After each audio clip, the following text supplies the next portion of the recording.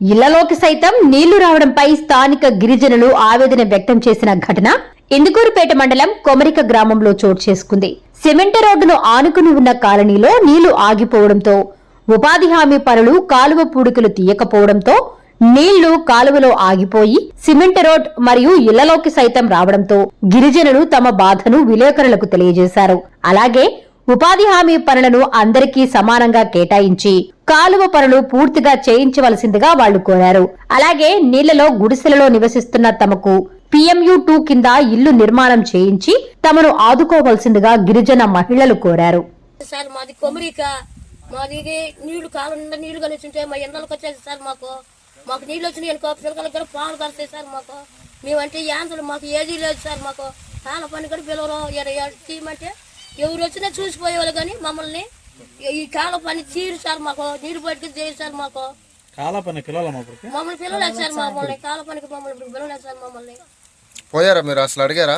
అడిగారు సార్. మేము అడిగితే మీకు కాల పని కాచి ఉంటే కదా మీకు డబ్బులు పడ్డాయా అని అన్నారు సార్. మాకు డబ్బులు పడింది మాకు తెలియదు సార్.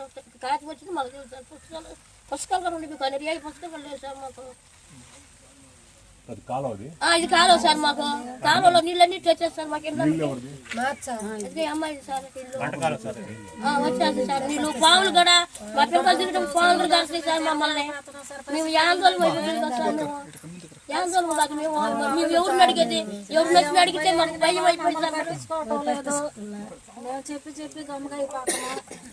పాములు గీవులు మా ఇండ్ల మీదకి వస్తున్నాయి. ఎక్కడొచ్చిన కాల పనికి ఎవరు ఆయన పెద్ద ఆయన వచ్చినప్పుడు కూడా చెప్పాను సార్.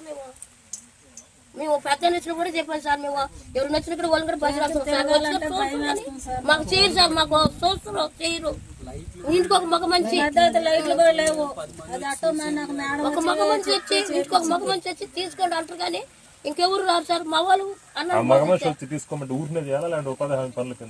ఏమో సార్ తెలియదు. ఇంటికి ఒక మనిషి వచ్చి తీసుకుని కావాలని అంటారు సార్. అప్పుడు డబ్బులు ఇస్తారంట అయ్యో మాకు తెలియదు సార్. తీసుకుంటే కదా మాకు నీళ్ళు పోతాయి. ఎండాల నీళ్ళు అట్టే పడుకుంటే ఎట్లా వస్తాయి మీకు అడగదు సార్. మమ్మల్ని వచ్చిన అదే మాట అంటారు సార్. మమ్మల్ని మీకు నీళ్ళు వచ్చి అంటే ఎట్లా వస్తున్నాయి. మీరు కాలం పూర్తి తీసుకుంటే కదా ఇంటికి ఒక మనిషి వచ్చి చేస్తే కదా. మేము ఎన్ని రోజులు చేసాం. మీకు ఎన్ని రోజులు అయితే వాటి బళ్ళల్లో ఉండాలి మేము సార్. నీళ్ళు కానీ వచ్చేసింది అనుకో, వాన వచ్చేసింది అనుకో నీళ్ళు నిండిపోతాయి. బళ్ళల్లో పోయి ఎంతో ఒక్క రోజు పెడతారు అన్నం మాకు. ఆ బళ్ళల్లో అవతల పెట్టరు సార్. అతను పోయి ఆ ఇండ్లు ఎండిపోయి మీకు ఇండ్లలోకి పోయి ఇండ్లలో వండుకొని తినండి సార్ అని చెప్తారు సార్. మా ఊళ్ళో రైతులు ఏ రైతు కాడ పోయి మేము అడగాల? మేము అనాథాలం. మేము ఏ రైతుని పోయి అడగాల? ఎక్కడ పోయి అడగాల? ఏ అమ్మని పట్టుకోవాలా? మేము ఈ వాటిని జరుగుతుంది సార్. మాకు ఈ